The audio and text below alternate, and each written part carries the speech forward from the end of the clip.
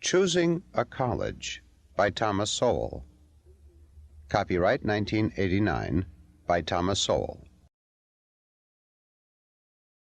This book is dedicated to Shirley Raymer, College Admissions, Preparatory Service.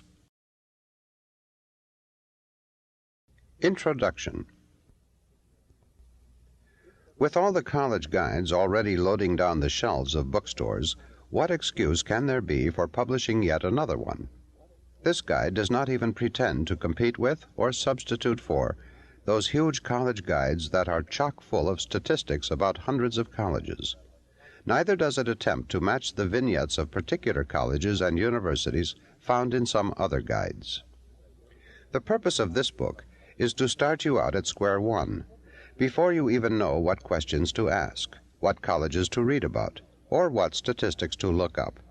Step by step, it builds up your knowledge of what colleges, universities, and engineering schools are all about, how and why they differ, and most important of all, what those differences mean to you when choosing where to apply.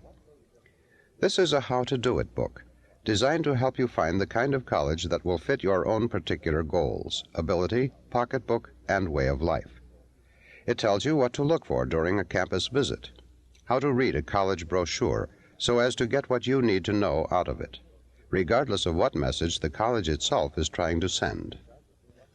And, at the end of the process, how to evaluate the admissions and financial aid offers that come in, before deciding where you really want to go. In short, the purpose of this book is to help parents and students sort out some basic and very important questions that they need to do some serious thinking about and looking into, no matter what college they are considering. Only after these fundamentals are well understood will voluminous statistics or descriptions of particular colleges have a context in which they make sense. Many of these fundamentals are surprising, and some are quite disturbing. Although this book deals in general principles, it also names names and pulls no punches in revealing what some colleges are doing, something that might be very difficult for a guide that has to go back to those same colleges next year to update their statistics. The purpose is not muckraking sensationalism, however.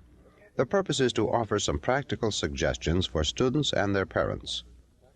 The mention of parents is not incidental, nor mere politeness. Too often, those advising students see parents as an unfortunate encumbrance to be finessed aside. But if the advice leads to disaster, as happens more than a few times, it will be the parents who will have to pick up the pieces, not the confident counselors. This book hopes to put some backbone into parents who might otherwise be intimidated by experts. Parents should never forget that it was the educational experts who, with ever larger amounts of money to spend, produced a consistently declining educational product for almost 2 decades. Beginning in the early 1960s, the test scores of American high school students declined every year from what they were the year before, on into the late 1970s. To make matters worse, grades were going up while results were going down. Parents and the public were deceived, not only by rising grades, but also by glowing rhetoric about the benefits of innovative education.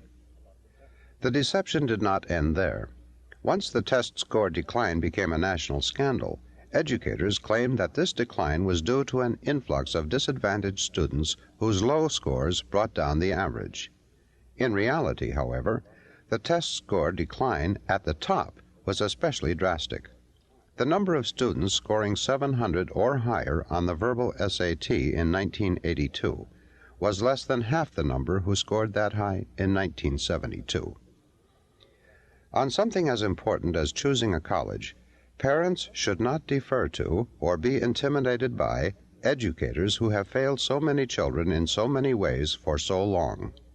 Many educators are good at smooth and lofty talk, delivered with airs of certainty and an implication that you must be very backward if you disagree or even question. But parents and students both have too much at stake to allow themselves to be led around by the nose this way. They need to get their own facts, but before that, they need to think through what facts they will need and why. That is the purpose of this book. Specific colleges are discussed here, not so much to convey information about those particular colleges, but to illustrate general principles which might seem purely theoretical and abstract otherwise. If I go into certain differences to consider when choosing between Bennington College and Franklin and Marshall College, for example, the same principles can be useful if you have no intention of applying to either, but are choosing between Evergreen State and Occidental, or between Hampshire and Lafayette colleges.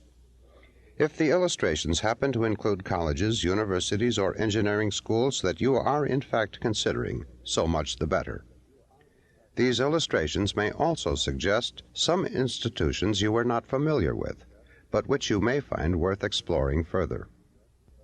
The distinctions made between particular colleges and particular kinds of colleges are not meant to be rankings in the sense of showing who is in the top 10 or among the academic elite, the most exclusive, or the like. What you are really looking for is a college that will be best for one individual. If this book helps you to sort out the kinds of things to take into account to find that college for yourself, it will have served its purpose.